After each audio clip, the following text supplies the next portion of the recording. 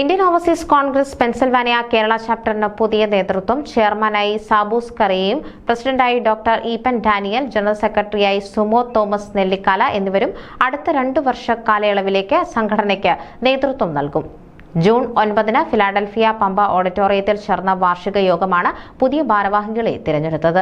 ഇവരെ കൂടാതെ വൈസ് ചെയർമാൻമാരായി George Olickal, Jimon George, vice പ്രസിഡന്റുമാരായി അലക്സ് തോമസ്, കൊച്ചുമോൻ വയലത്ത്, രാജൻ കുര്യൻ, സെക്രട്ടറിമാരായി Eldho Varghese, Shaji Samuel, treasurer Philipose Cherian, joint treasurer Shaji Sukumaran, fund raising ചെയർമാനായി ജെയിംസ് പീറ്റർ, പ്രോഗ്രാം കോർഡിനേറ്റർമാരായി തോമസ് കുട്ടി വർഗീസ്, ഫെയ്ത്ത് എൽദോ തുടങ്ങിയവർ തിരഞ്ഞെടുക്കപ്പെട്ടു.